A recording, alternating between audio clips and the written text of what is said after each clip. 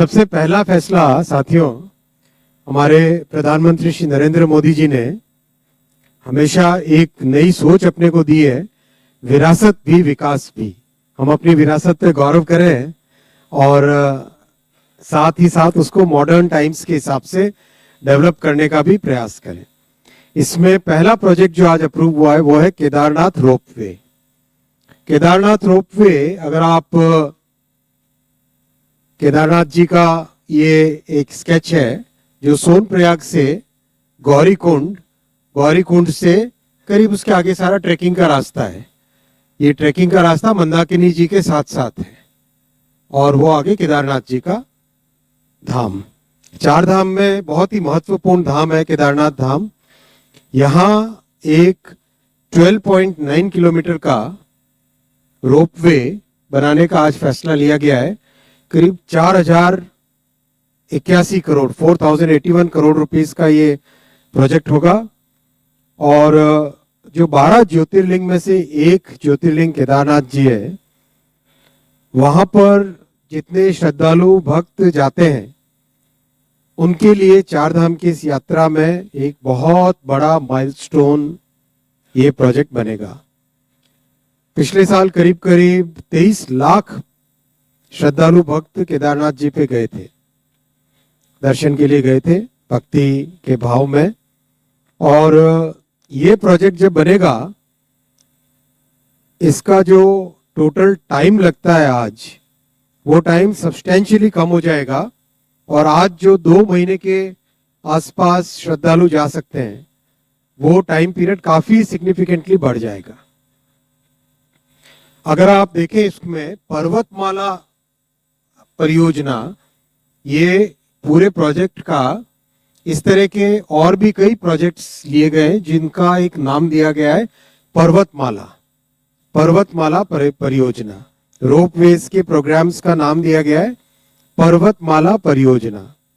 ये national highway authority के अंतर्गत एक नई कंपनी बनी है, उस कंपनी की जिम्मेदारी दी है। और एक प्रोजेक्ट आपकी जानकारी में होगा, वाराणसी में भी एक प्रोजेक्ट इस कंपनी ने टेकअप किया था।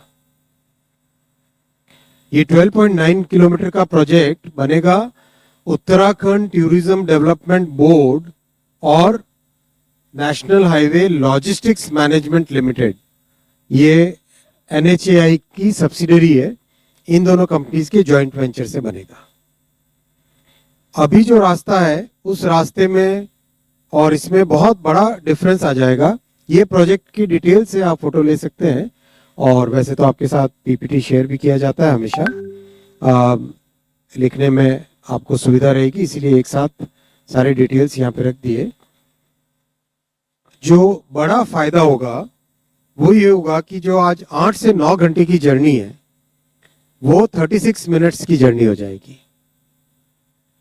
8 to 9 आवर्स की जो जर्नी है, that will become a journey of 36 minutes. और ये जो टेक्नोलॉजी इसमें लगाई गई है, that is called 3S technology. इसमें 3 केबल होते हैं एक साथ।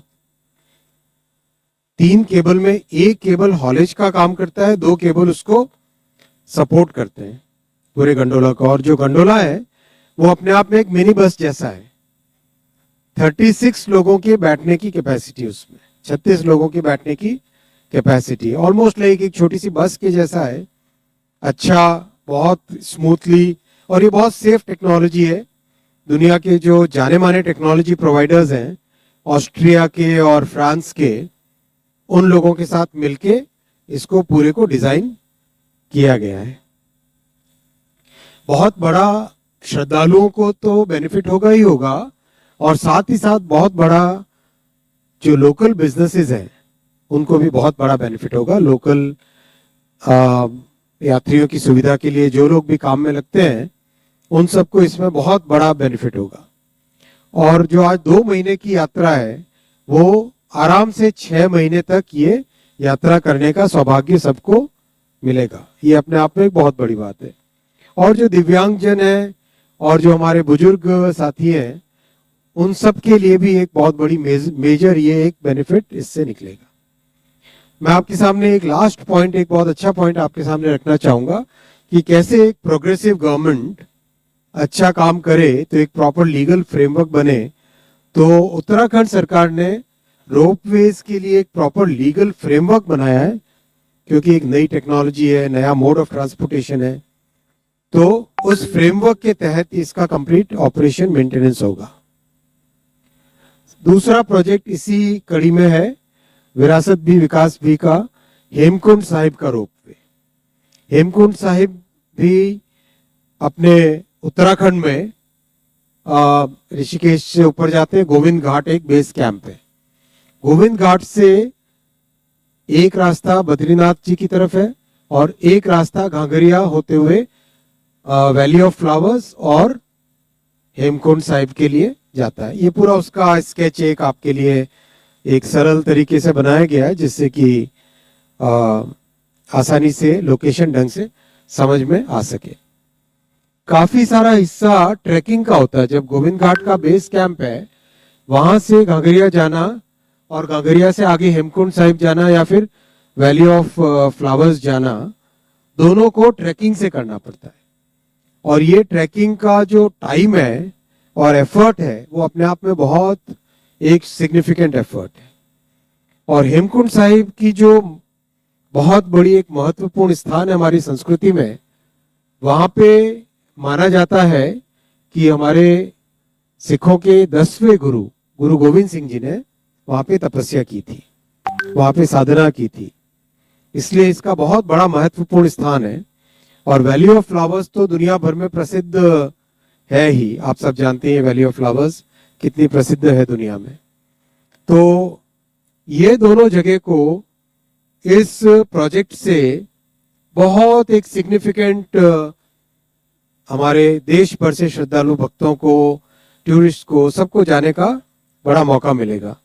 एक और प्रसिद्ध बात है कि हेमकुंड साहिब में भगवान राम के भाई लक्ष्मण जी ने भी साधना हेमकुंड साहिब में की थी, ऐसा भी सब जगह माना जाता है।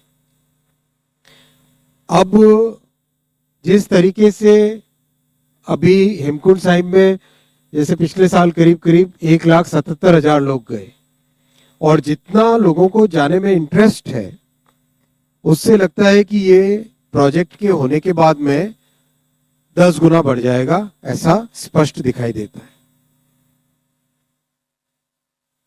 ये प्रोजेक्ट के सारे डिटेल्स है जो कि आपको पीपीटी के साथ दे दिए जाएंगे। पीपीटी सबके साथ शेयर करते हैं ना हम। मेजर जो होगा वो आप देखो, जो आज वो थोड़ा गलत लिख दिया, 4 to 5 डेज है, सॉरी माय बैड, मेरी मिस्टेक है। 4 to 5 डेज की जगह 10 घंटे में नहीं,